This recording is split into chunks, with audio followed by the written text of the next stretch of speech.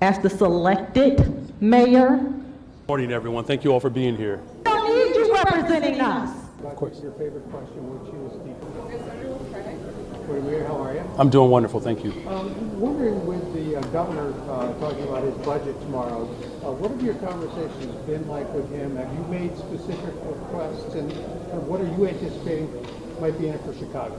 Yeah, look, there's no secret that across America, the challenges that we are experiencing at the federal level are quite severe, and there are state budgets, city budgets, county budgets that are all suffering through the same challenges, where the expenses are outpacing the revenue.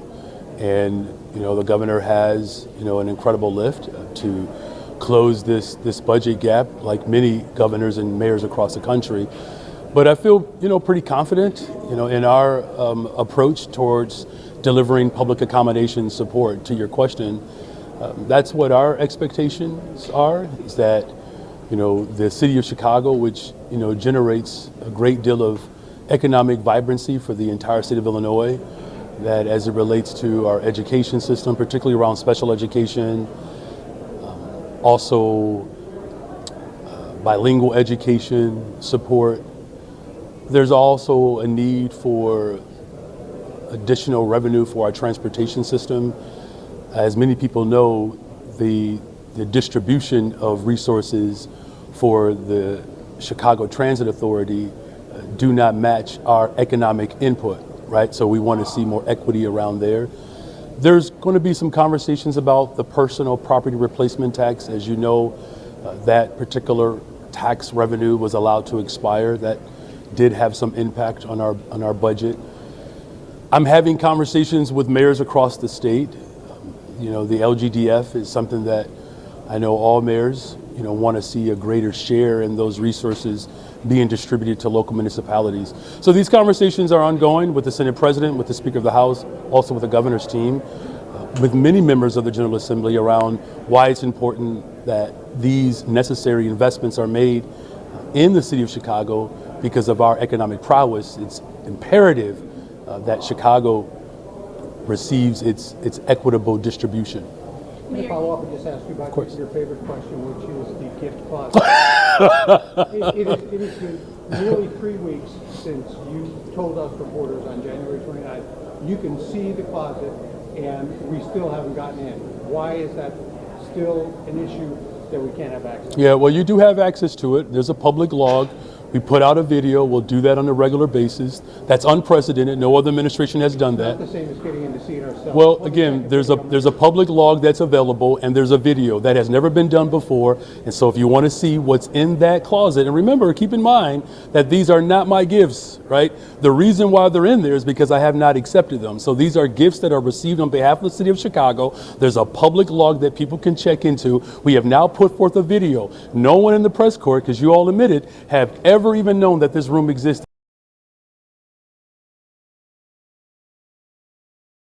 And so now that we have made it even more transparent, we expect not just the press corps, but I encourage every single Chicagoan to go online to see the t-shirts and the wristbands and the socks that people offer up to the city of Chicago that go into a log that have been there for, in some cases, some of those gifts have been there for years prior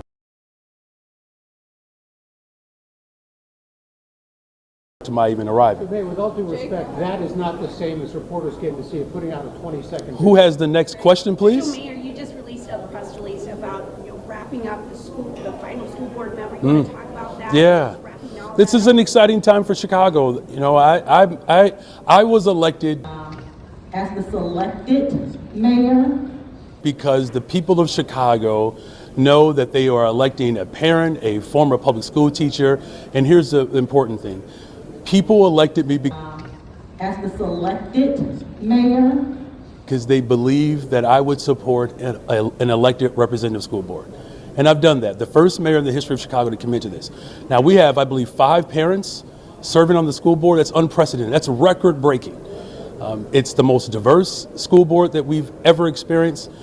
And so now we have this great task and this responsibility to ensure that every single child has access to a well-funded, broad experience within our education system. I'm grateful to all of the members who ran and won, and all the individuals who have accepted my nomination for appointment. Keeping our children at the center and our families at the center of everything that we do with this school board, that's what I was elected As the selected mayor, to do, and that's what we're doing. Mayor, I think we've all seen your comments about cleaning house that you made last week at a church. And then we saw a wave of people who, resigned, retired, XYZ last week. Can we expect more people? Is that the end of the cleaning house? Are there more people who plan on retiring or being asked to leave? Well, there might be more people who plan on retiring.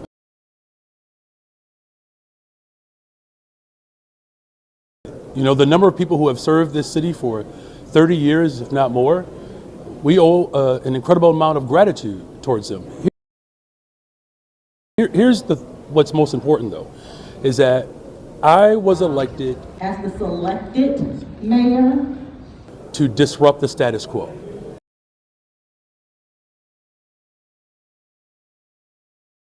That's why you are seeing greater investments in public support for housing. You're seeing greater investments in youth employment. As you continue to see violent crime go down in the city of Chicago, it's because the people of Chicago elected me as the selected mayor, to invest in people. And the people that I have assembled share that vision. And I'm grateful to those that I inherited who were able to help us move our city forward.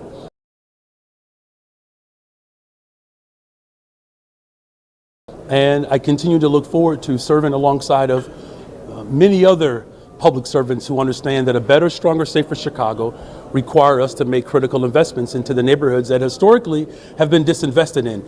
Where? What? Stop the. That is the type of equitable distribution, the conscientious support that the people of Chicago deserve. And I can't listen to no more of this bleep. we represent ourselves just fine because I'm a natural born citizen right here in Chicago, and I can represent it better than you can. So you need to stop with all this blah, blah, blah. And let me tell you, you don't have to do that for us because you're not like us. They not like us. They not like us. They not like us.